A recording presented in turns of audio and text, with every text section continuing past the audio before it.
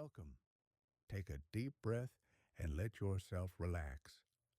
Tonight, we're going to journey together through one of history's most fascinating stories, the story of the Mongol Empire, a tale that spans centuries and continents, a story of transformation, of connection, of how the world changed forever.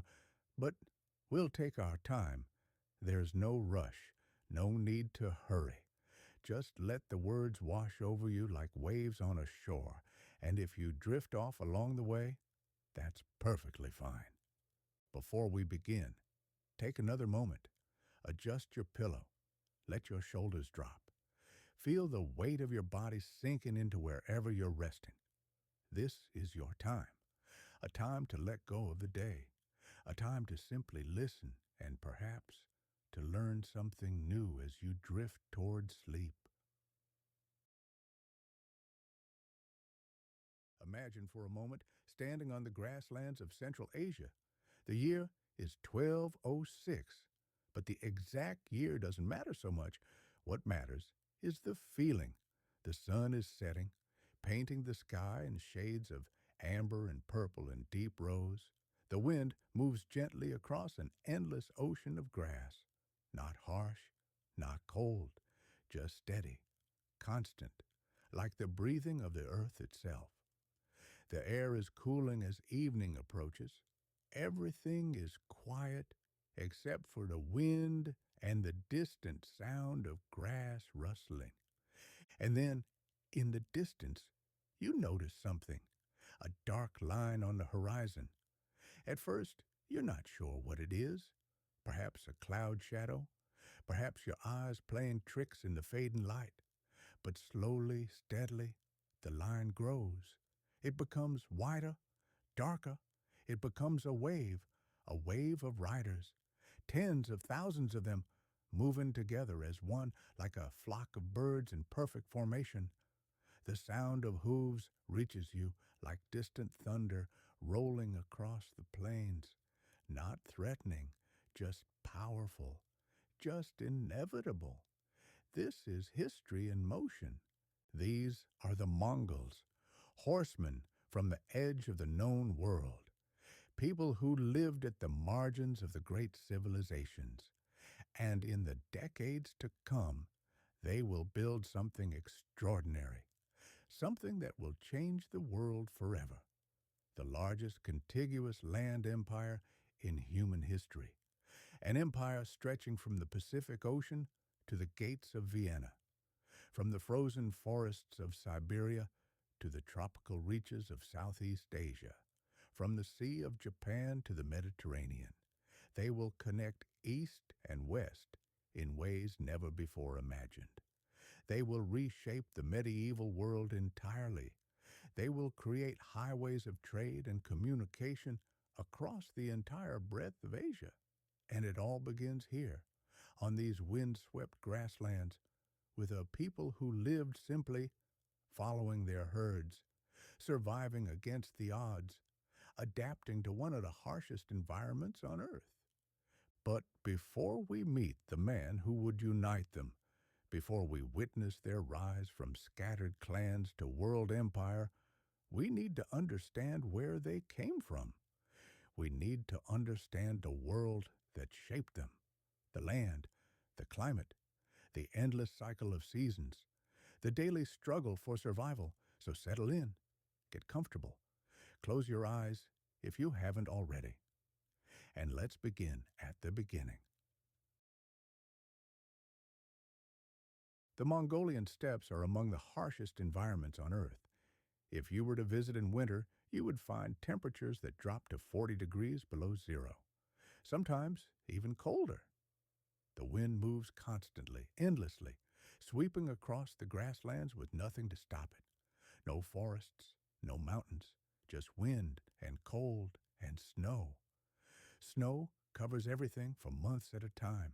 Deep snow, heavy snow, the kind that buries everything beneath a white blanket. The animals huddle together for warmth. The people stay close to their fires. And they wait. They wait for spring. There are no natural barriers here, no forests to shelter in where you might escape the wind, no mountains to hide behind where you might find protection from the elements. The land stretches on forever, open and exposed, vulnerable. When you stand on a steppe, you can see for miles in every direction. The horizon curves away from you in a perfect circle, sky above, grass below, nothing in between. And then, when winter finally ends, when the snow begins to melt and the ice breaks up in the rivers, summer arrives. But summer brings its own challenges: scorching heat, endless sun beating down day after day, drought that turns the grass from green to gold to brown. The earth cracks. Water becomes precious. The herds need to be moved constantly, searching for the patches of grass that still have some life in them, searching for the streams and rivers that haven't run dry. For thousands of years, the people who lived here adapted to this land. They had no choice. They couldn't fight the environment. They couldn't change it. So they learned to work with it, to move with the seasons, to follow the rhythms that the land demanded. They became nomads, not by choice really, but by necessity. They followed the seasons and the grass, moving their camps constantly, always searching for fresh pasture for their animals, moving north in summer when the southern grass dried up, moving south in winter to find areas where the snow wasn't as deep. Their animals were everything to them: sheep for wool and meat, goats for milk and leather, cattle for strength and sustenance, and most importantly, horses. The Mongols and their horses were inseparable. The horses were not just transportation. They were not just tools. They were companions, partners, extensions of the riders themselves. Their entire way of life revolved around these animals. The animals provided everything they needed to survive: meat to eat, milk to drink, leather for clothing and shelter, wool for warmth. Without them, survival would have been impossible. With them, life was difficult, but it was possible. The Mongols lived in portable dwellings called girs. You might know them by their Russian name, yurts. These were circular tents made of felt stretched over a wooden frame, remarkably practical for their way of life, ingeniously designed over centuries of trial and error. They could be assembled in just a few hours when it was time to set up camp, and they could be taken down just as quickly when it was time to move. The wooden frame folded up, the felt covering rolled into bundles. Everything could be loaded onto the backs of oxen or camels, and the entire camp could pack up and relocate to a new grazing ground miles away. Inside the gyr, families gathered around a central hearth where a fire provided warmth and light. The fire was the heart of the home. It was where food was cooked, where people warmed themselves on cold nights, where stories were told, where children learned the history and customs of their people. The interior was divided by invisible rules and customs. The place of honor opposite the door, where the head of the household sat, the women's side to the left, the men's side to the right. Everything had its place. Everything had its purpose. Life was simple in its structure. Not easy, but simple. Children grew up learning the essential skills of steppe life from an early age. By the time a child was 3 or 4 years old, barely out of infancy, they were already learning to ride.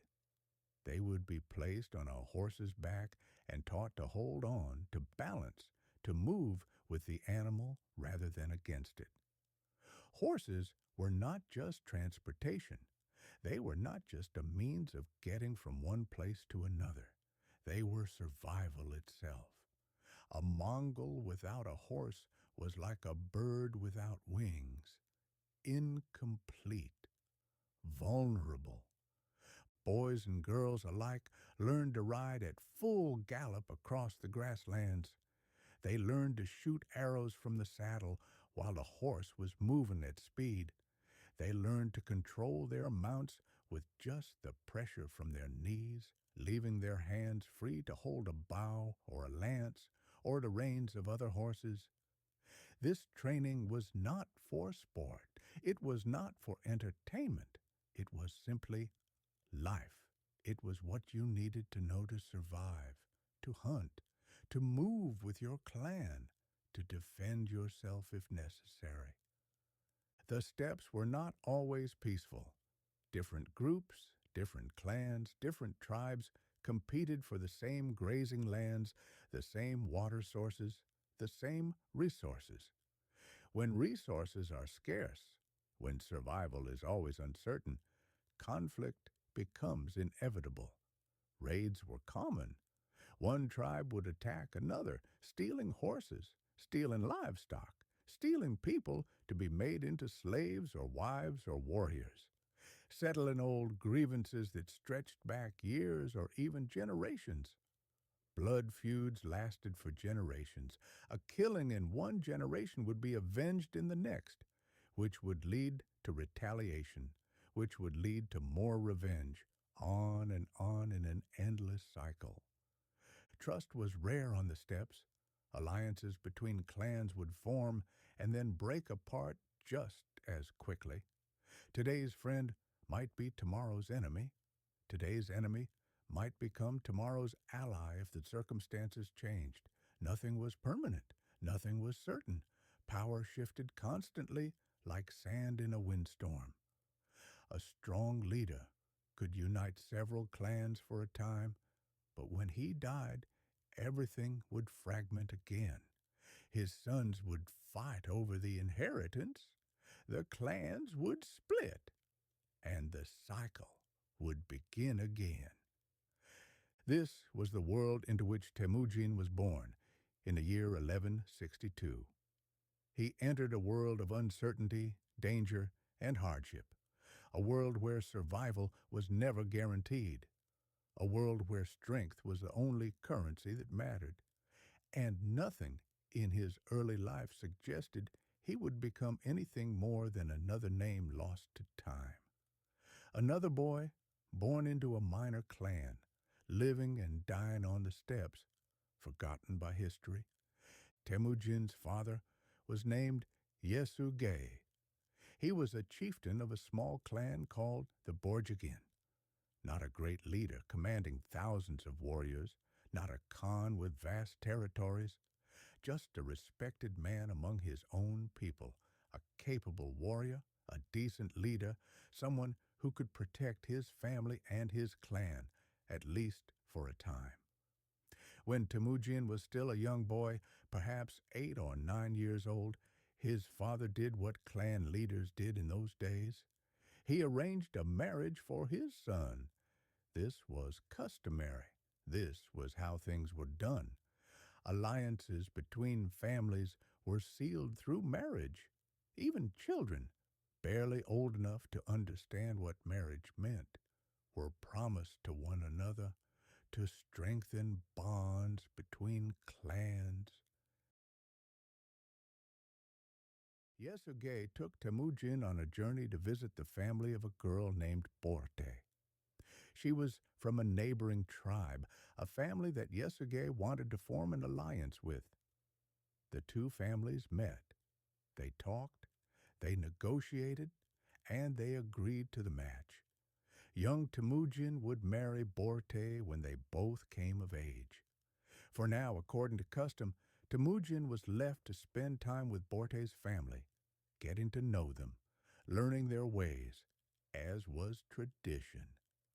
This was how alliances were built. This was how clans became stronger together. On his journey home, having completed the arrangements, Yasuge decided to stop and share a meal with a group from another clan. They were Tatars, old enemies of Yasuge's clan. There was bad blood between them, feuds that went back years, but steppe custom demanded hospitality. It was a sacred rule when someone offered food and drink, even your worst enemy, you were supposed to honor that gesture. To refuse would be a terrible insult. So Yasuge accepted their invitation. He sat with them around their fire. He ate their food. He drank their fermented mare's milk. But old grudges run deep, deeper than custom, deeper than hospitality. The Tatars had not forgotten their hatred. They had not forgiven past wrongs, and they saw an opportunity for revenge. The meal that Yasuge shared that night would be his last. Somehow, whether through poisoned food or poisoned drink, Yasuge fell ill. His body weakened. He grew sick. And within days, he was gone, never making it home to his family. When news of Yasuge's death reached his family, everything fell apart. Everything changed in an instant. Without a strong leader, without someone to protect them and provide for them, the Borjigin clan made a cold calculation. They decided to abandon Yasuge's widow and children. According to steppe custom, according to the harsh logic of survival, a widow and her young sons were a burden. They consumed food and resources, but contributed little. They were mouths to feed in a world where food was never guaranteed. So the clan simply moved on. They packed up their gurs, they loaded their animals, and they left. Hoelun, Temujin's mother, was left alone with her children. Temujin was about 9 years old. He had younger brothers. He had a half-brother from his father's other wife, and they had almost nothing. No clan to protect them, no warriors to defend them, no herds to sustain them. They were cast out into the wilderness of the steppes.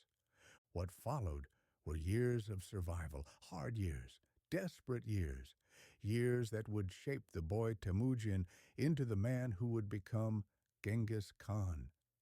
His mother, Hoelun, was a remarkable woman, strong, resourceful, determined. She refused to give up.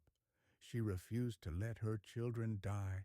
She kept them alive through sheer skill and will. They foraged for edible plants, the roots and berries that grew wild on the steppes. They dug for wild onions and garlic.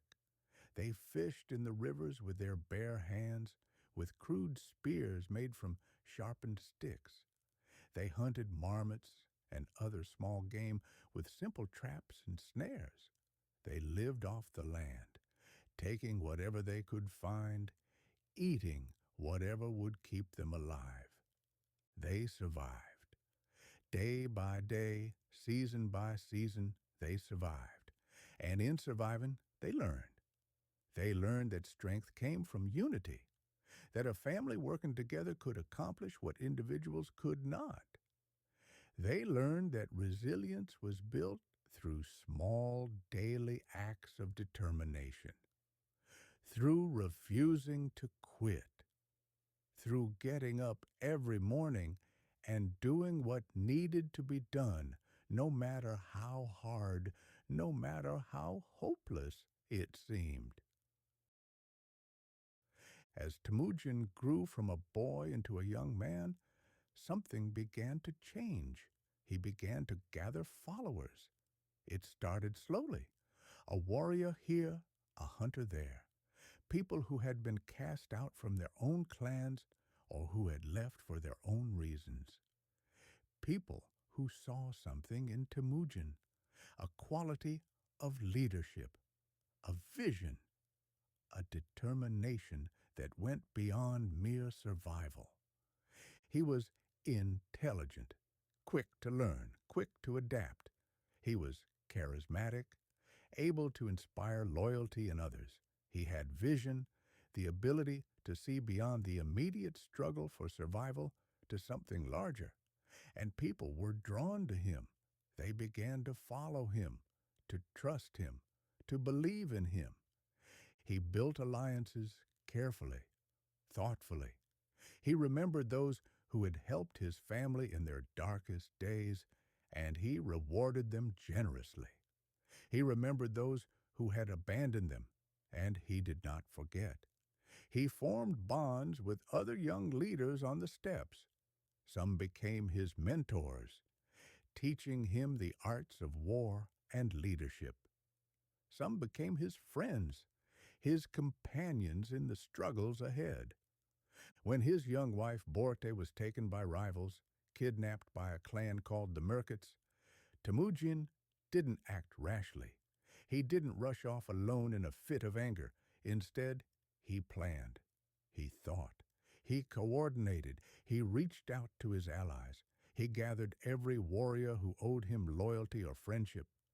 And then, when he was ready, when the moment was right, he struck. The raid to rescue Borte was successful. She was returned safely, and Temujin's reputation grew. He was not just another warrior. He was someone who kept his promises, someone who protected his own, someone who could not be intimidated or defeated. Over the years that followed, his influence continued to expand. More warriors joined him. More clans pledged their loyalty. Some alliances held strong. Others broke apart, as alliances often do. But through it all, Temujin continued building something new. Not just another clan among many. Not just another temporary coalition that would fall apart when the leader died, but a different kind of unity, something that had never existed on the steppes before. He understood something that others had not fully grasped. The old ways of organizing warriors, the traditional system based on family and clan and bloodline, created natural divisions. It created rivalry and jealousy and conflict. Loyalty to family came first, always. Loyalty to the larger group came second. This made true unity fragile. This made it temporary. So Temujin did something different, something revolutionary. He began to restructure his growing forces into a decimal system, a system based on numbers rather than bloodlines. Units of 10 men called an arban. 10 arbans making a unit of 100 called a jagun. 10 jaguns making a unit of 1,000, a mingan. And 10 mingans making a tumen, 10,000 warriors.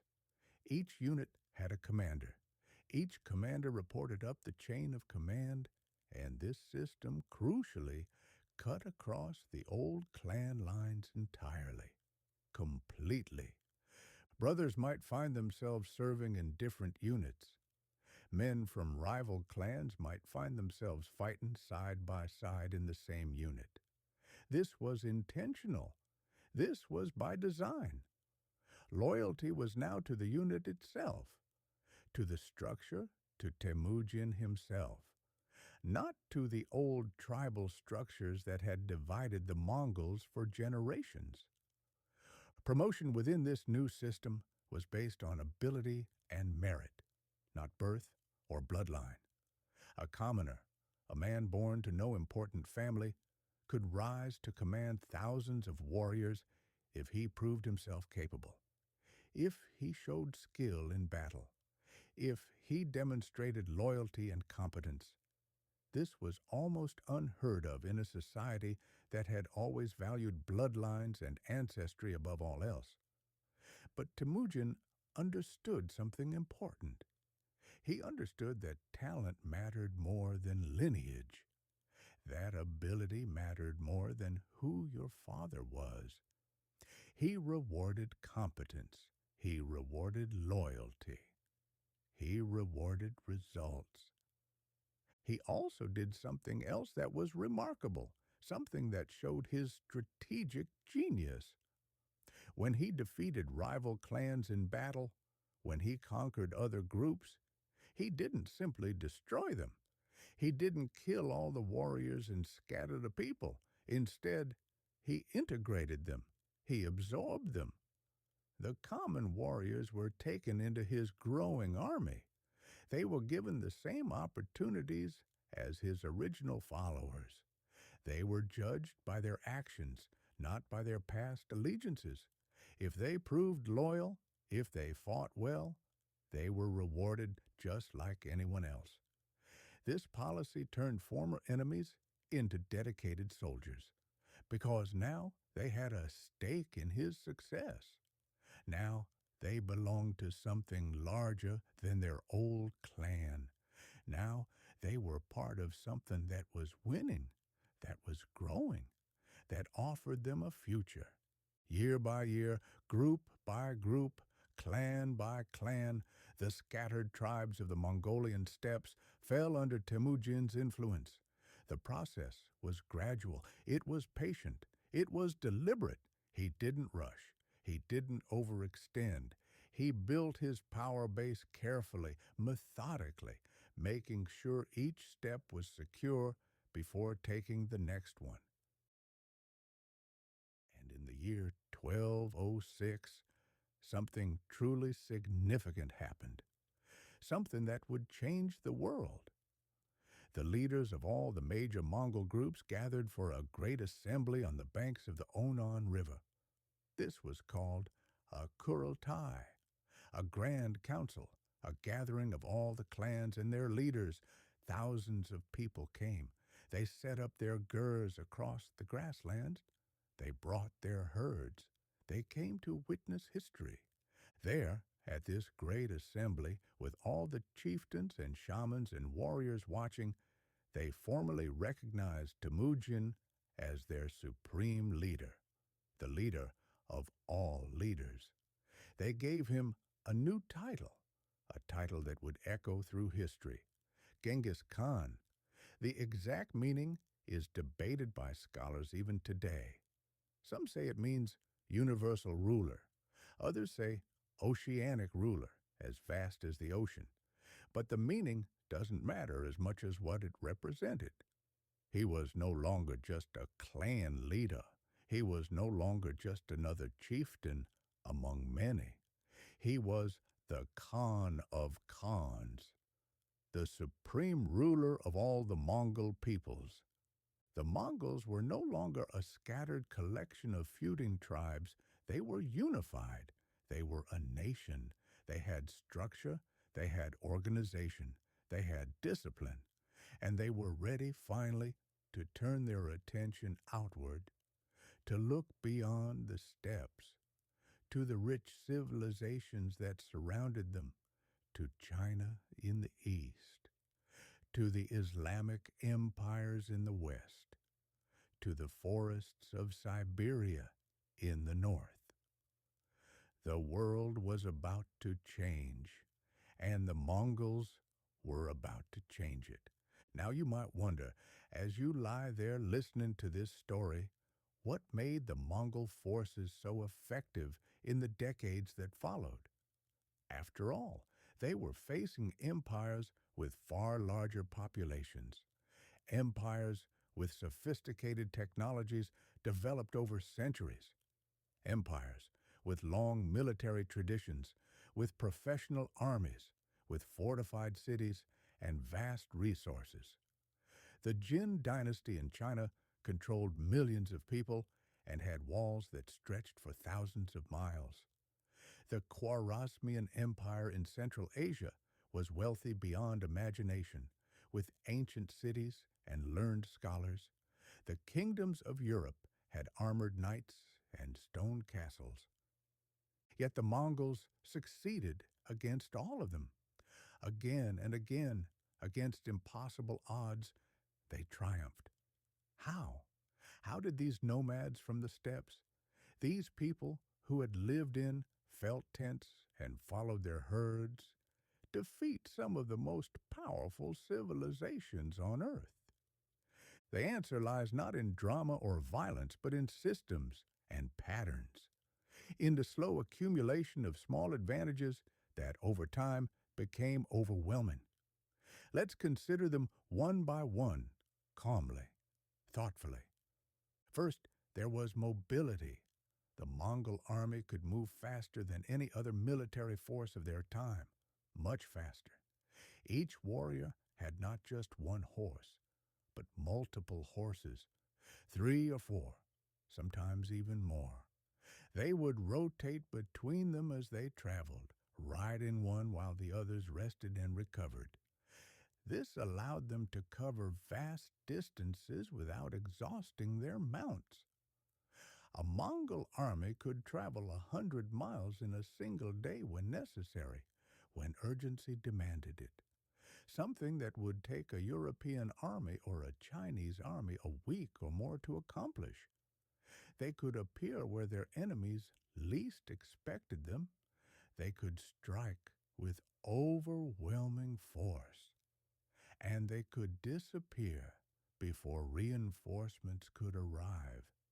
It was like fighting shadows, like fighting the wind itself. Second, there was their extraordinary skill with the bow. The Mongol composite bow was a work of masterful craftsmanship, refined over generations. It was made from layers of different materials: wood for flexibility, horn for compression strength, sinew for tension, all glued and bound together with incredible precision. This combination of materials gave it remarkable power and flexibility. A skilled archer, and all Mongol warriors were skilled archers, could hit a target accurately at 200 yards or more. And they could do this while mounted, while their horse was moving at full gallop across rough terrain. They trained from childhood, from the moment they could hold a bow. The motion became automatic, muscle memory built over years and years of practice. They could fire arrows forward ahead of their charging horse. They could fire to the side parallel to their path. They could even twist in the saddle and fire backward over their shoulder, shooting at enemies pursuing them.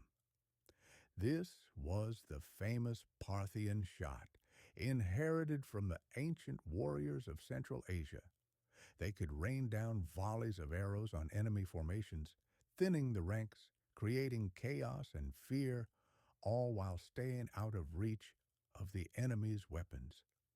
And because they fought from a distance, because they used the bow rather than engaging in hand-to-hand combat, they could avoid the kind of close quarters fighting that led to heavy casualties. Third, there was communication and intelligence. Genghis Khan, showing his organizational genius, established a system called the YAM, a network of relay stations spread across his growing territory. These weren't just random outposts. They were carefully positioned, strategically placed at regular intervals along the major routes. Each station maintained fresh horses, ready to be mounted at a moment's notice. Each station had food and shelter for the messengers who used them. Each station was manned by people whose job was to keep everything ready, always. Messengers carrying important information would arrive at a station exhausted on a tired horse. They would immediately change to a fresh horse. They would continue onward without delay. Information could travel vast distances with remarkable speed, days instead of weeks, weeks instead of months.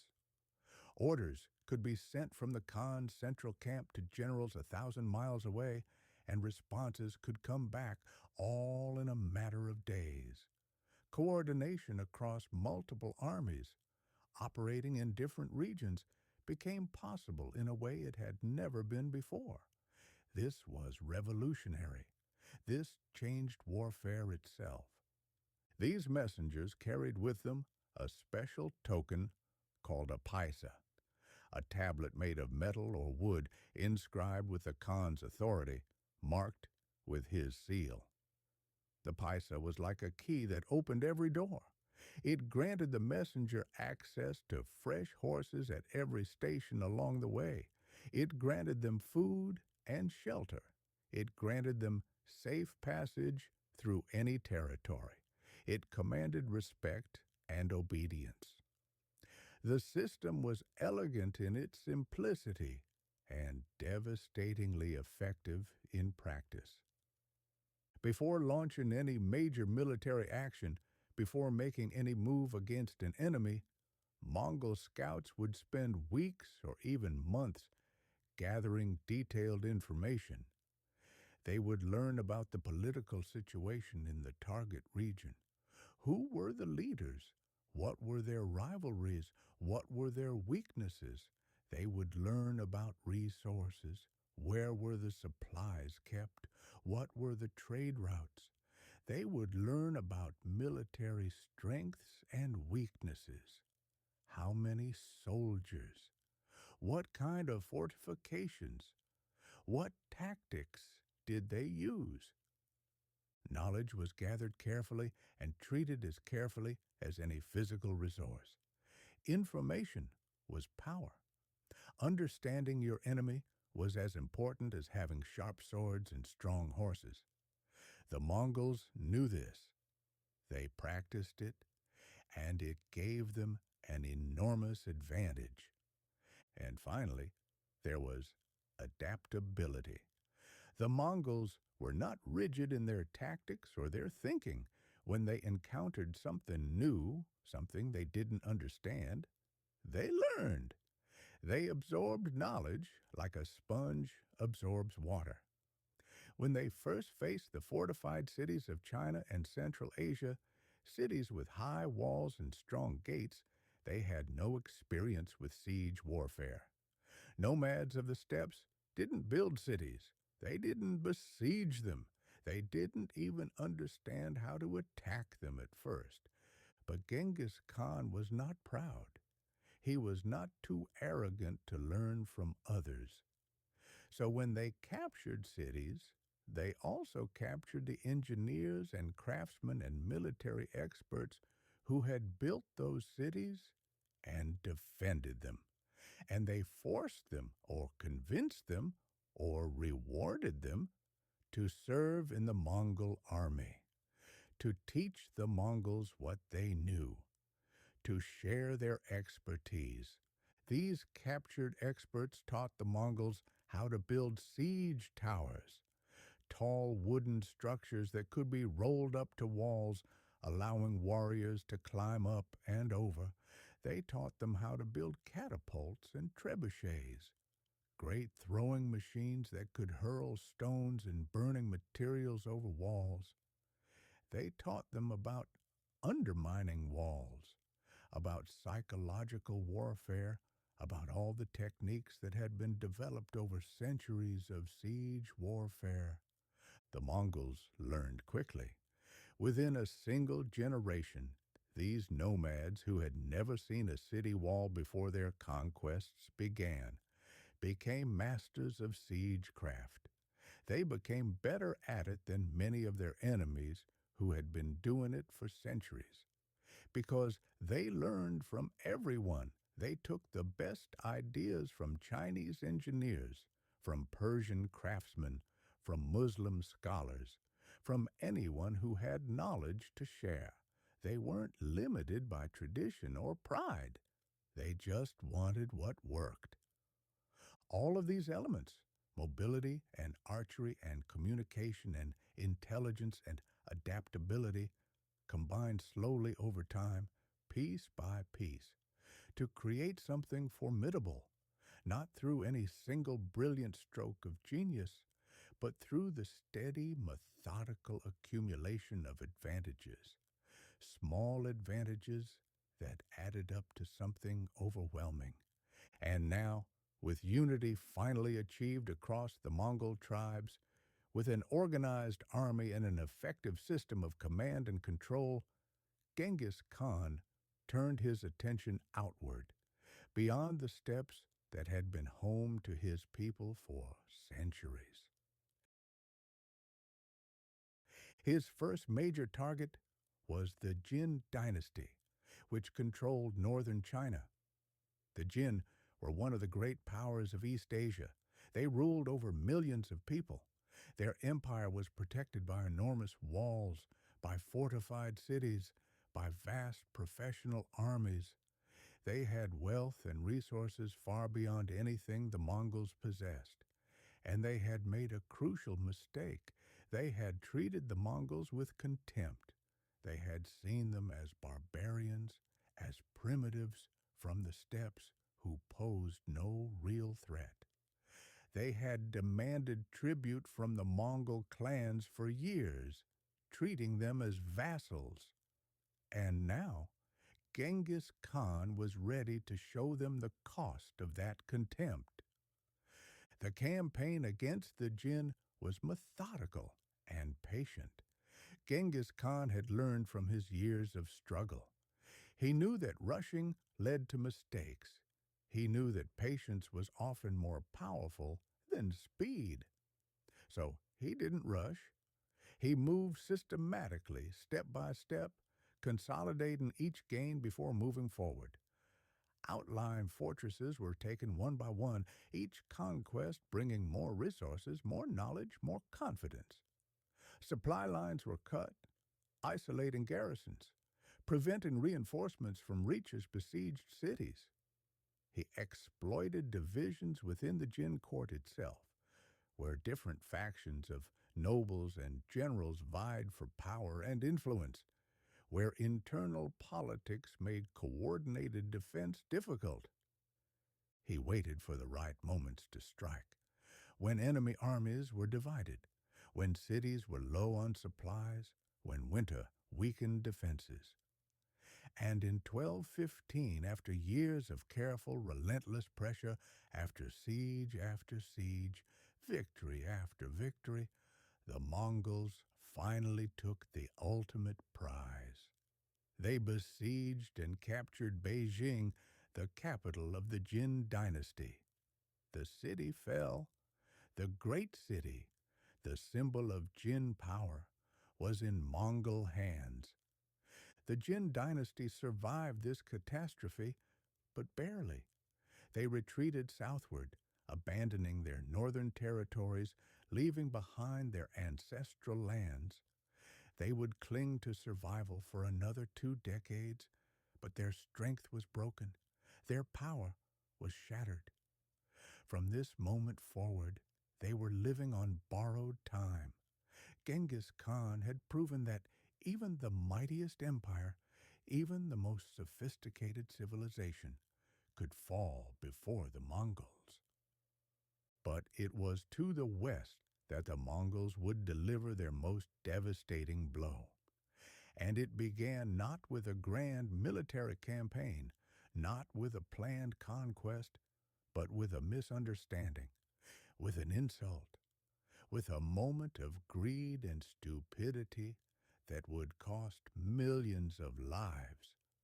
In the year 1218, Genghis Khan sent a trade caravan westward toward the Khwarezmian Empire, a powerful Islamic state that controlled much of Central Asia, including the ancient cities of the Silk Road.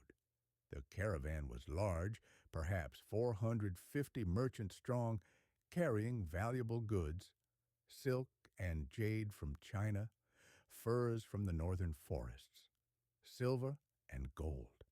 It was meant to open diplomatic and economic relations between the two great powers.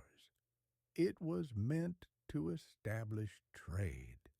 It was meant to bring peace and prosperity. But when the caravan reached the city of Otrar, on the edge of Khwarezmian territory, the local governor, a man named Inalchuk, made a fateful decision. He looked at all that wealth, all those valuable goods, and he saw an opportunity. He saw treasure that could be his. So he seized the caravan.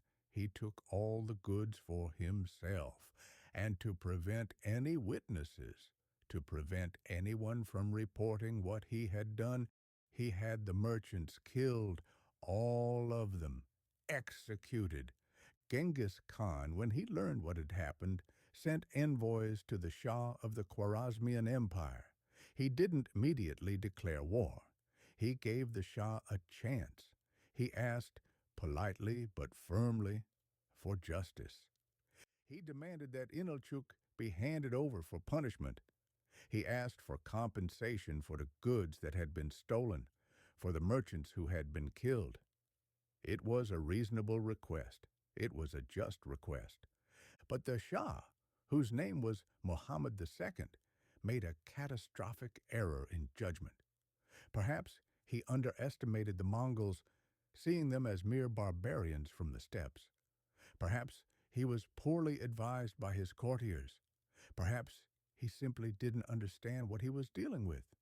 Whatever the reason, he not only refused Genghis Khan's request, but he treated it with contempt. He had the envoys themselves dishonored and killed. In the culture of the steppes, in Mongol tradition, envoys were sacred. They were protected by ancient laws of hospitality and diplomacy. Killing them was an unforgivable crime. It was an act of war. The Shah had just made the worst mistake of his life, and he had sealed the fate of his entire empire. Genghis Khan gathered his armies. He turned west, and what followed was one of the most devastating military campaigns in all of human history. A campaign that would reshape the entire region, that would destroy ancient cities and change the course of civilizations. The Mongol invasion of the Khwarezmian Empire began in 1219, and it was a masterpiece of coordination and strategic planning. The Shah commanded a large army, perhaps even larger than the Mongol force. He had resources and wealth. He had fortified cities. He should have been able to defend his empire, but the Mongols didn't fight the way he expected. They divided their forces into multiple columns, each moving with clear objectives, each targeting specific cities and strategic points. The coordination between these columns was remarkable, made possible by the YAM system of messengers. Information flowed constantly, decisions were made quickly, adjustments were implemented immediately. The campaign unfolded with a kind of mechanical precision that the Shah's forces couldn't match. One by one, the great cities of Central Asia came under Mongol control. Some city leaders, seeing the writing on the wall, chose to surrender quickly. They opened their gates, they pledged loyalty, and they were incorporated into the growing empire. Their lives continued, though under new management. Others chose to resist, and they faced terrible consequences. There was a city known throughout the world for its beauty and learning, a center of scholarship and culture. When the Mongol forces appeared before its gates, the garrison panicked and fled. The city leaders had no choice but to surrender. Most of the population was allowed to continue their lives. The city itself, though changed, survived. But it was never quite the same. Then came another city, perhaps the jewel of them all, the most magnificent city on the Silk Road, a place of incredible wealth and beauty, ancient beyond memory. The siege was relatively brief. The city's defenses, impressive though they were, sophisticated though they were overcome through a combination of siege engines and psychological pressure and strategic brilliance. When the city fell, it was absorbed into the empire. Its wealth was cataloged and claimed. Its artisans and craftsmen were sent to serve the Khan. In another place, there was fierce, stubborn resistance. The fighting was prolonged, house by house, street by street, brutal and exhausting. When the Mongols finally took the city, they were in no mood for mercy. The city had cost them time and blood, so they made an example of it. The city was obliterated, completely destroyed.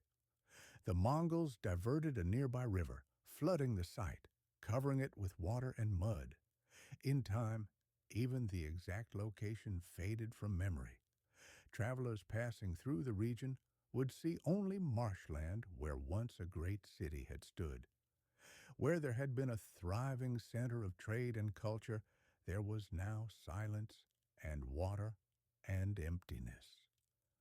Across the entire region, from the borders of China to the shores of the Caspian Sea, the old order dissolved like snow in spring.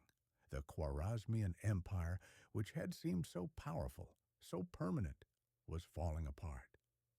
The Shah himself, Muhammad II, fled before the Mongol advance. He abandoned his empire, his people, his responsibilities. He ran, desperately trying to save his own life. He was pursued relentlessly by two of Genghis Khan's greatest generals, Subutai and Jebe, two of the finest military minds of their age. They chased him across Persia, through the mountains of the Caucasus, around the Caspian Sea. He moved from place to place, from hiding spot to hiding spot, never finding safety, never finding peace, until finally, exhausted and broken, he died far from home on a small island in the Caspian Sea, alone, abandoned by everyone, his mighty empire now just a memory, his wealth scattered, his cities conquered or destroyed. But Subutai and Jebe, these two brilliant generals, didn't return immediately to Mongolia after the Shah's death. Instead, they saw an opportunity. They turned their pursuit into something else, into an exploration, into a reconnaissance mission. They continued riding westward and then north, into lands the Mongols had never seen before, into terra incognita, the lands of the Caucasus with its mountain peoples, the vast steppes that stretched across what would one day be called Russia and Ukraine. They encountered new peoples, new cultures, new ways of war. They observed everything. They gathered information about everything. They noted the terrain, the resources, the political divisions. They were preparing for the future. In 1223, as they rode through these new lands, they encountered a coalition of local princes, Russian princes who had banded together, united by the common threat of these strange invaders from the east. The local forces were confident. They were numerous, perhaps outnumbering the Mongols significantly. They had armored warriors. They had cavalry. They had reason to believe they could win. But confidence alone was not enough against Mongol tactics, against Mongol experience, against Mongol discipline. The encounter ended in a Mongol success, a decisive victory despite being outnumbered. The Russian forces were scattered. Many were killed. The survivors fled in confusion and terror. But Subutai and Jebe, having learned what they needed to know, having gathered the intelligence they sought, didn't press their advantage. They didn't try to conquer these lands. Not yet. They simply withdrew, riding eastward back toward Mongolia. They had seen enough. They had learned the terrain, the peoples, the military capabilities. They would report back to Genghis Khan, and in time, when the moment was right, the Mongols would return to these lands with greater numbers, with clear purpose. and the people of Russia would learn what it meant to face the full might of the Mongol Empire.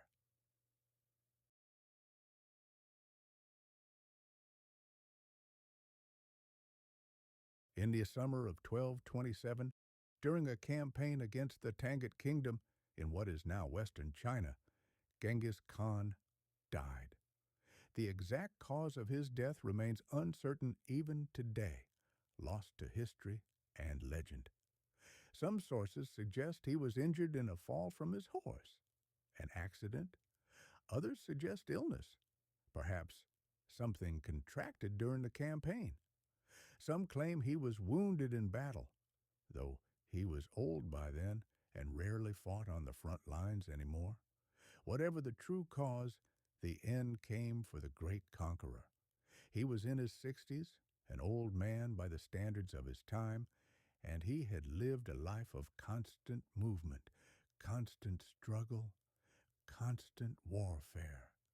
His body, tough as it was, finally gave out. His body was carried back to Mongolia with great ceremony and great secrecy. The funeral procession moved slowly across the steppes, heading for his homeland, according to some accounts, to keep his death secret until the army had safely withdrawn. The procession killed anyone they encountered along the way, anyone who might spread word of the Khan's death before the proper time. He was laid to rest somewhere in the Mongolian heartland, in the land where he was born, in a location that was never marked, never recorded, kept secret even from most of his own people. To this day, despite searches by archaeologists and historians, despite modern technology, no one knows where the tomb of Genghis Khan lies. Perhaps it's under a mountain, perhaps under a river that was diverted to cover it. Perhaps the steppe itself is his monument. The grass, the wind, the open sky he rode under for so many years. But the empire he built did not die with him. Genghis Khan had been too wise, too far-sighted to leave such things to chance. He had planned for this moment. He had prepared for the continuation of what he had built. He had divided his vast realm among his sons and grandsons, giving each of them territories to govern, to rule, to expand, if they could. And he had established clear rules for succession, clear procedures to follow. His third son, Ogedei, was chosen to become the next great Khan, the supreme ruler of all the Mongol domains. Not the eldest son, which would have been traditional, but the one considered most capable, most level-headed, most suited to the immense responsibility of ruling the largest empire the world had ever seen. After a brief period of transition, of mourning and preparation, Ogedei was formally enthroned at a great Kurultai in 1229. The empire would continue. The conquests would continue. The Mongol expansion was far from over. Under Ogedei's leadership, the campaigns continued and expanded. The Jin dynasty in northern China, which had somehow managed to cling to survival for years despite devastating defeats, was finally concluded, finished, destroyed completely. The Mongols turned their attention southward to the Song dynasty in southern China, though that conquest would prove more difficult and would take many more decades to complete. The Song were wealthy, sophisticated, and defended by difficult terrain and powerful armies.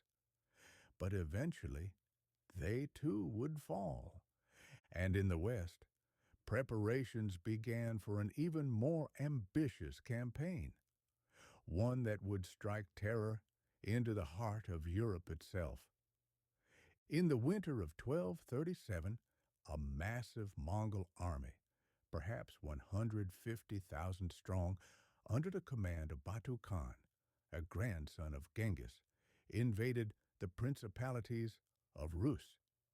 The Russian lands, stretching from the Baltic to the Black Sea, were divided among various princes who spent as much time fighting each other as they did anything else. Their political divisions made them weak. They had no unity, no coordination, and they were utterly unprepared for what was coming from the east. The Mongols chose to campaign in winter, a time when most armies stayed in their camps and waited for spring. But for the Mongols, winter was an advantage, a weapon. The rivers froze solid, thick enough to bear the weight of horses and warriors and siege equipment. The frozen rivers became highways, allowing the Mongol forces to move quickly across terrain that would have been impassable in summer. They moved with terrible purpose. Communication flowed constantly through the relay system. Orders went out. Reports came back. One settlement after another was approached. Some princes, seeing the impossible odds, chose to negotiate, to submit, to pay tribute. Others chose to resist, to fight, to defend their cities. The pattern repeated across the vast Russian lands. The impact was profound and lasting. City after city fell. The chronicles from that time, the few that survived, describe the devastation in terms that still chill the blood. Fields covered with bones, cities reduced to ash and rubble, survivors wandering in shock, homeless and traumatized. The Mongols didn't occupy these lands permanently at first. That would come later. For now, they came. They demonstrated their overwhelming power. They established their authority. They extracted tribute, and then they moved on to the next target. But their message was crystal clear, unmistakable. Resistance was futile. Submission was the only rational choice. In 1241, the Mongol forces pressed even further west into Europe. They invaded Poland and Hungary simultaneously, a remarkable feat of coordination across hundreds of miles of territory. European forces, the flower of Christian chivalry, met them in battle. At one location in Poland, a combined army of Polish knights, German crusaders, and Teutonic knights assembled. Brave men, experienced warriors. They fought with courage and determination, but they were outmaneuvered, outfought, destroyed. The Mongol tactics, refined over decades of warfare across Asia, were simply superior. The heavily armored European knights, magnificent on parade, were no match for the mobile horse archers who could strike from a distance and vanish before the charge could reach them. Days later, in Hungary, an even larger European army faced the Mongols at a river crossing. The Hungarian forces were confident. They had fortified their position carefully. They had the river as a barrier. They believed the Mongols couldn't cross, couldn't reach them. But the Mongols didn't attack where expected. They feigned a retreat, drew part of the Hungarian army out of their defensive positions in pursuit, and then struck from multiple directions at once with forces that had secretly crossed the river elsewhere. The Hungarian army was caught in a trap and annihilated. The kingdom of Hungary lay open and defenseless. Beyond Hungary was Austria. Beyond Austria was the heart of Western Europe, Germany, France, Italy, the great kingdoms and empires of Christendom. Panic spread like wildfire across the continent. Chroniclers wrote in terror of the approaching doom, of the invincible horse warriors from the east who seemed to conquer everything in their path. Kingdoms mobilized their armies. Prayers were offered in churches from England to Spain. Defensive walls were reinforced. Everyone prepared for the worst, for an invasion that might sweep away Christian civilization itself. And then, just as suddenly as they had come, the Mongols stopped. They halted their advance.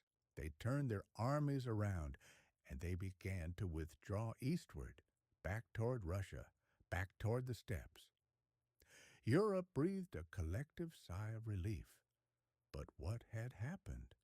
Why had the invasion stopped at the moment of its greatest success? News had reached Batu Khan, carried by the swift messengers of the Yam system, that Ogedei, the great Khan, had died far away in Mongolia. And according to Mongol tradition, according to the laws that Genghis Khan had established, all the great commanders, all the princes of the blood, had to return to Mongolia to participate in the selection of the new Khan. The invasion of Europe was postponed. The armies pulled back. And Europe, through sheer luck, through fortunate timing, was spared. The Mongols never returned to Europe in such numbers. They had other priorities, other conquests, other frontiers to explore, but the memory of that invasion lingered for generations. Europe had seen what the Mongols could do, and it never forgot. In the decades that followed, the Mongol Empire reached its greatest extent. It became, briefly, the largest contiguous land empire in all of human history, larger than Rome at its peak, larger than the Empire of Alexander, larger than anything that had come before or would come after. Another grandson of Genghis Khan became Great Khan in the 1250s. His name was Mongke, and he continued the expansion with systematic determination. He sent armies into the Middle East, into the ancient heartland of Islam, and he sent armies deeper into China, continuing the long, grinding war against the Song dynasty. His brother Hulagu was given a specific task, a specific target: the conquest of the Islamic lands of the Middle East, and in 1258, Hulagu's forces accomplished something that shocked the entire Islamic world. They captured Baghdad. Now, you need to understand what Baghdad meant. It was not just a city, not just another conquest. Baghdad was the capital of the Abbasid Caliphate, the symbolic and spiritual center of the Islamic world for over 500 years. The Abbasid caliphs, descendants of the Prophet Muhammad's uncle, had ruled there since the 8th century. Even when their actual political power had waned, even when other rulers held real authority, the caliphs in Baghdad remained the spiritual leaders of Islam, and Baghdad itself was a center of learning, of culture, of incredible wealth. Its libraries contained hundreds of thousands of books, texts from across the Islamic world and beyond. The House of Wisdom, one of the greatest repositories of knowledge that humanity had ever assembled, was there. The siege of Baghdad was swift and brutal. When the city fell, when the Mongols poured through the broken gates, what followed was catastrophic. The caliph himself was executed. The manner of his death is disputed in the sources, but he died, and with him died a dynasty that had lasted half a millennium. The libraries, those irreplaceable treasures of knowledge, suffered terribly. Many books were destroyed. Many were lost forever. The city that had been a beacon of learning and culture for centuries was profoundly changed, damaged in ways that it never fully recovered from. The intellectual life of the Islamic world which had flourished in Baghdad, would eventually move elsewhere to Cairo, to Damascus, to other cities. Baghdad never regained what it lost in those terrible days. But then the Mongol advance westward finally stopped. In 1260, a Mongol army met a well-trained military force from Egypt, the Mamluks, at a place called Ain Jalut in what is now Israel. The Mamluks were themselves former slaves, trained from childhood as warriors, professional soldiers of the highest quality, and for the first time in their long string of victories, the Mongols were decisively defeated, beaten in open battle. The Mamluk general, a man named Baibars, outmaneuvered them, outfought them. The myth of Mongol invincibility was shattered. The westward expansion into the Middle East came to an end. At the same time, far to the east, another grandson of Genghis Khan was focusing his attention and energies on China. His name was Kublai, and he was different from his brothers and cousins in important ways. He was more interested in governance than in endless campaigning. He was more interested in building than in destroying. He appreciated Chinese culture, its long traditions, its sophisticated administration, its art and philosophy. He had Chinese advisors. He read Chinese texts. He was becoming, in many ways, as much Chinese as Mongol.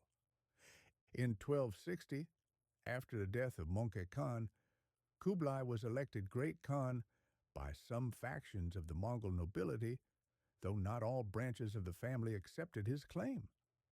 There was dispute, conflict, even warfare between different parts of the empire.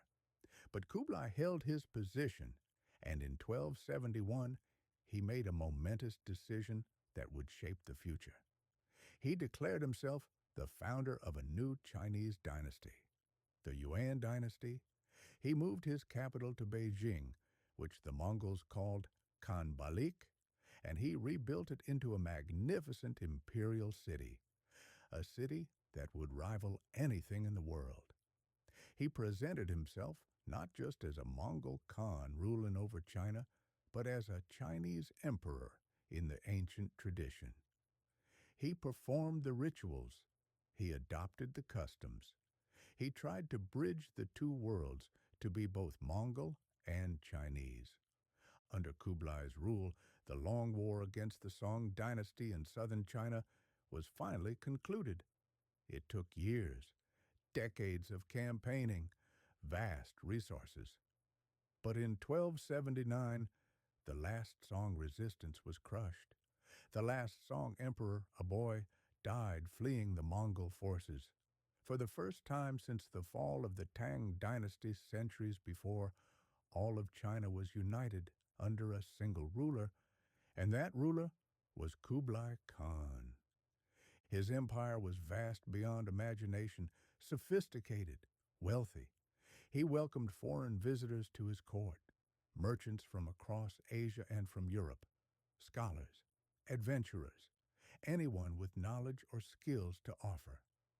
One of the most famous visitors was a young Venetian merchant named Marco Polo, who arrived in the 1270s and spent many years in Kublai's service. When Marco Polo eventually returned to Europe, he wrote accounts of what he had seen, descriptions of cities and wealth and wonders that amazed European readers and were sometimes dismissed as fantasy, as exaggeration. But much of what he described was real. Kublai, ambitious as ever, attempted to expand his empire even further. He sent great fleets across the sea toward Japan in 1274 and again in 1281. Hundreds of ships, thousands of warriors. But both times, both attempts ended in disaster. The fleets were swept away by massive storms, typhoons of incredible violence. The Japanese called these storms kamikaze, divine winds sent by the gods to protect their islands from invasion. Thousands of Mongol warriors drowned. The ships were smashed against rocks or sunk in the turbulent seas. It was a humiliating defeat, a reminder that even the Mongols could not control the weather, could not command the sea as they commanded the land. Kublai also sent expeditions into Southeast Asia, into the jungles of Vietnam and Java and Burma. But these campaigns also met with difficulty and failure. The Mongols, so effective on the open plains where their cavalry could maneuver, where their mobility was an advantage, found the dense jungles and steep mountains and tropical diseases almost impossible to overcome. The terrain defeated them. The climate defeated them. Not every environment could be conquered. By the late 1200s, by the end of the 13th century, the Mongol Empire had reached its maximum extent. It was divided into four major regions, four khanates, each governed by a different branch of Genghis Khan's family. Kublai's Yuan dynasty ruled over China and Mongolia. The Ilkhanate, founded by Hulagu, controlled Persia and the Middle East. The Chagatai Khanate held Central Asia, the ancestral lands, and the Golden Horde dominated Russia and the Western steppes. In theory, in principle, they were all united under the Great Khan, under Kublai. But in practice, in reality, they operated independently. They made their own decisions. They pursued their own interests. Sometimes they even came into conflict with each other, going to war over borders or succession disputes. The unity that Genghis Khan had forged was beginning to fracture. The transformation of the world that the Mongols had brought about came at a great cost, a terrible cost. The old world, the world of separate, isolated civilizations, had to give way for the new one to emerge. This is the pattern of history, isn't it? One age must end for another to begin, and the turning is never gentle. It is always violent, always painful. But once the great campaigns had stabilized, once the empire was established and secure, once the borders were drawn and accepted, something remarkable happened. Something that is often overlooked in the stories of conquest and destruction. For a period of time, perhaps a century or so, the Mongol Empire created what historians call the Pax Mongolica, the Mongol Peace, a time when, across the vast breadth of Asia, there was relative stability and safety. Under this peace, under this umbrella of Mongol authority, a merchant could travel from the cities of Eastern Europe all the way to the coast of China with reasonable safety, with protection, with a system of way stations and guards and laws that made such journeys possible. The Silk Road, that ancient network of trade routes connecting East and West, flourished as it had never flourished before. Goods moved in all directions, flowing along the roads like water finding its course. Chinese silk and porcelain and tea traveled westward, prized in the markets of Persia and Europe. Persian carpets and glassware and metalwork moved eastward. Indian spices and precious stones and textiles found new markets everywhere. Merchants grew wealthy, cities prospered, ideas and techniques spread. And it wasn't only physical goods that traveled along these routes. Ideas moved as well, knowledge, technologies. Innovations that had been developed in isolation were suddenly shared across continents. Technologies from China spread westward through the Islamic world and eventually into Europe. the techniques of papermaking, which revolutionized record keeping and learning, printing techniques, which would eventually transform Europe, gunpowder, which would change warfare forever, the magnetic compass, which would enable the age of exploration. All of these moved westward along the Silk Road, and knowledge moved eastward too. Medical knowledge from the Islamic world, from the great hospitals and medical schools of Baghdad and Damascus and Cairo, astronomical observations, precise measurements of the stars and planets, mathematical concepts, including the Arabic numerals and the concept of zero that we still use today. For the first time in history, there was genuine exchange of knowledge on a truly massive scale. Ideas that had developed separately in China and in the Islamic world and in Europe were suddenly in contact with each other, cross-pollinating, creating new syntheses. The Mongols themselves, surprisingly to many, showed a remarkable degree of acceptance toward different beliefs and religions. Genghis Khan, early in his reign, had declared that all religions were to be respected, that clergy of all faiths, whether they were Buddhist monks or Muslim imams or Christian priests or Taoist sages or shamans, were to be given privileges. They were exempt from taxation. They were allowed to practice their faith freely. They were protected by law. This was unusual for the time. Most empires insisted on religious uniformity, or at least religious dominance. But the Mongols were pragmatic. They recognized that their empire was diverse, that it contained many different peoples and cultures and beliefs, and they chose tolerance. Kublai Khan's court in Beijing became one of the most remarkably diverse places in the world. Persian historians were there, recording Mongol history for posterity. Chinese artists were there, painting portraits and landscapes. Christian missionaries from Europe, including some Franciscan friars, came and were received with curiosity and respect. Buddhist monks from Tibet, Muslim scholars from Central Asia, all of them found places in the administration, in the bureaucracy, in the court. They debated with each other. They learned from each other. They worked together on projects that served the Khan and the empire. The empire also brought administrative developments that would have lasting effects.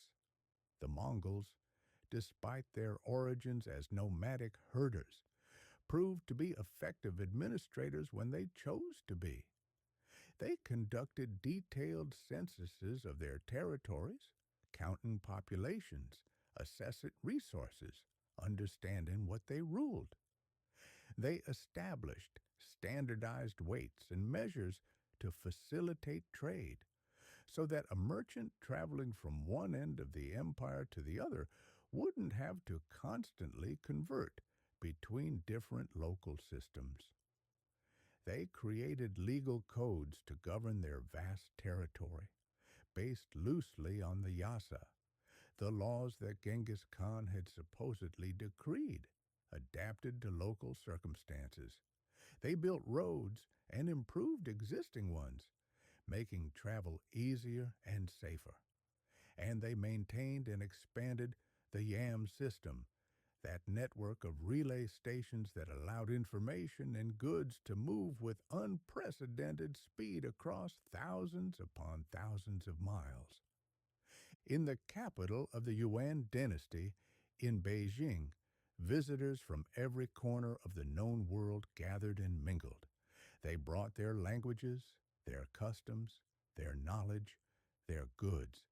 For a time, this city was perhaps the most cosmopolitan place on earth, more diverse than any city before it. Ideas that had developed in isolation for centuries, in separate civilizations that had never met, were suddenly in contact, suddenly being compared, suddenly being combined into new forms. It was a remarkable moment in human history, a moment of genuine globalization centuries before the word would be invented. Of course, we should not romanticize this too much. This peace was not absolute. It was not perfect. There were still conflicts, still wars, still violence. The empire was never perfectly unified.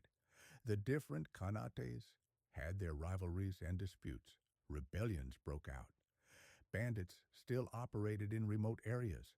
But for a time, for perhaps a century, across much of Eurasia, there was more stability and connection than had existed before, or would exist again for a long time after. But empires, like all human constructions, like all things made by mortal hands, do not last forever.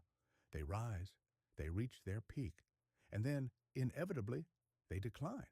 They fragment, they fall. This is the pattern. This is the cycle. And the Mongol Empire was no exception. By the early 1300s, the empire was clearly fragmenting.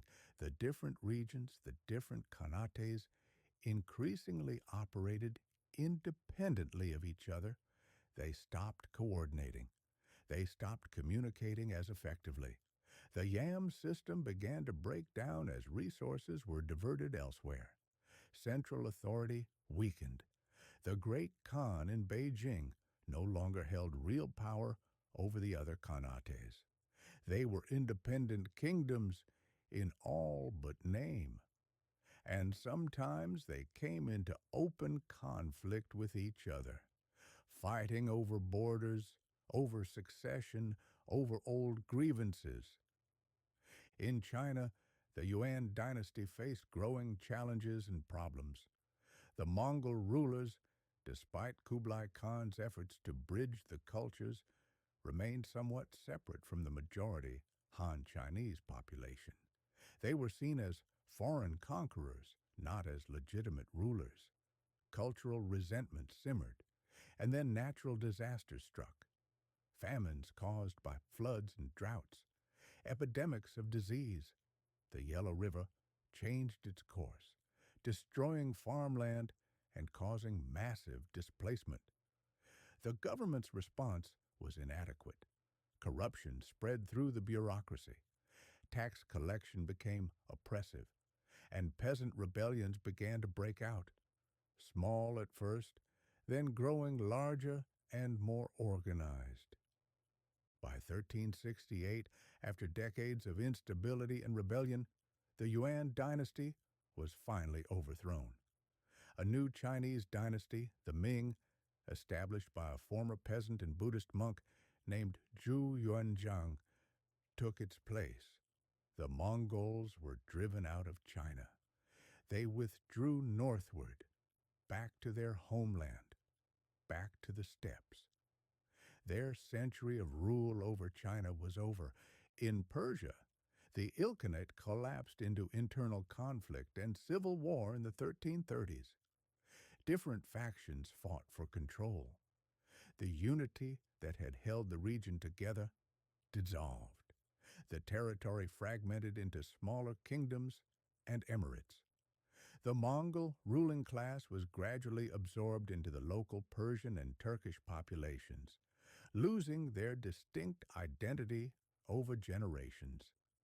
In Central Asia, the Chagatai Khanate similarly fragmented into smaller territories, petty kingdoms ruled by various descendants of Genghis Khan, each claiming legitimacy, each fighting with their neighbors.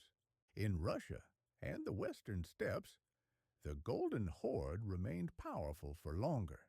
But even there, Mongol influence gradually declined over the following centuries. It was eventually replaced by the rising power of Moscow, by the Grand Duchy of Muscovy, which would eventually become the core of Russia. Ironically, Moscow had learned much from its Mongol overlords.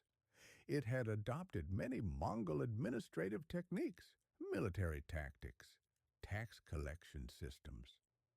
In some ways, Russia was shaped as much by the Mongols as by its own Byzantine heritage. One more figure emerged in the late 1300s, claiming connection to the Mongol legacy, trying to recreate Genghis Khan's empire. His name was Timur, known in the West as Tamerlane. He was a Turco-Mongol conqueror who built a vast empire of his own, stretching from Turkey to India, from the Mediterranean to the borders of China. He claimed descent from Genghis Khan, though the claim was dubious. He tried to imitate Genghis Khan's methods, his military organization, his ruthlessness, and for a time he was successful, creating an empire nearly as large. But his empire, like so many others, died with him. When Timur died in 1405, his sons fought over the inheritance, and everything fragmented. The age of Mongol dominance, the age of the great steppes empires, was truly over. Today, as you lie there listening to this story, the Mongol Empire is long gone, vanished into history, but its effects remain. Its legacy endures in ways both obvious and subtle. Genetically, modern DNA studies have shown something remarkable. Millions of people alive today, perhaps 16 million or more, carry genetic lineage that traces directly back to Genghis Khan through the male line. His descendants are scattered across Asia and beyond. The Khan's bloodline flows through a significant portion of humanity. Politically, the Mongol conquests reshaped the entire map of Eurasia in ways that lasted for centuries.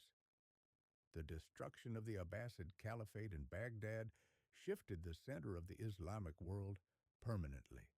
The experience of Mongol rule shaped Russian development profoundly, influencing everything from military organization to political culture to territorial expansion. The unification of China under Mongol rule created patterns and precedents that later Chinese governments would follow, creating the territorial extent of modern China.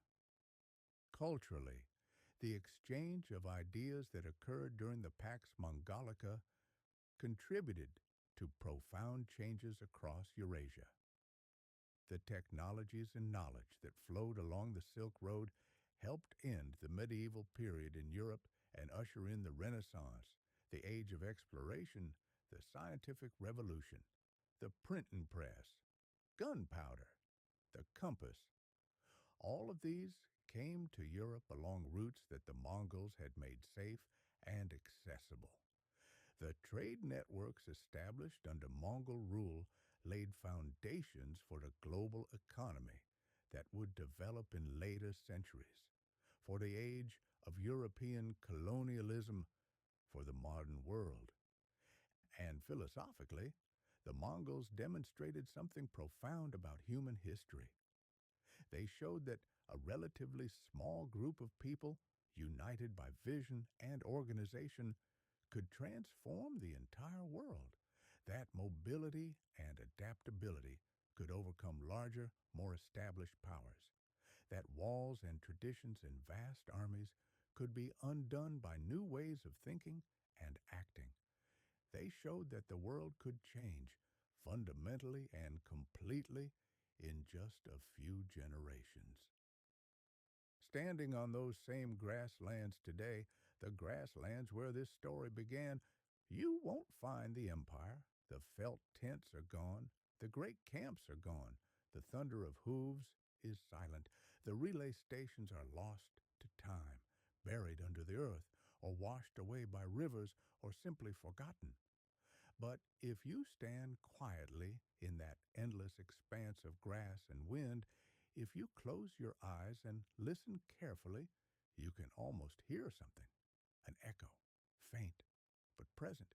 An echo of a time when the world trembled at the approach of riders from the steppe. An echo of a time when a single vision, a single purpose, unified disparate tribes and launched them across continents. An echo of the largest land empire humanity has ever known. An echo of the Mongols. They came from a harsh land, from one of the most unforgiving environments on Earth, and they built something vast. They destroyed much in their conquests: cities, civilizations, countless lives. But they also connected. They built roads and systems. They facilitated exchange. They brought together East and West in ways that had never happened before. They changed everything. The world before the Mongols was different from the world after. And then, like all empires, like all human endeavors, they faded. They fragmented. They were absorbed into other cultures, other peoples. But the grasslands remain, as they always have. The wind still moves across them in endless patterns.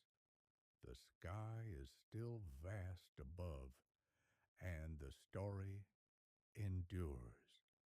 Let yourself rest now. Let the wind of the steppe carry you gently into sleep. The story is told. The journey through time is complete. The riders have passed over the horizon, and you can let go now gently, peacefully, into dreams. And you can let go completely into the soft darkness of sleep. Thank you for joining this journey through time and across continents. Thank you for listening to this story of transformation and change.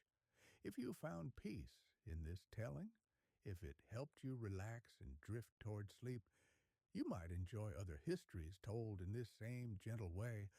But for now, for tonight, there is only rest, only the quiet of the steppe, only the wind and the grass and the fading light of distant sunset, only the peace of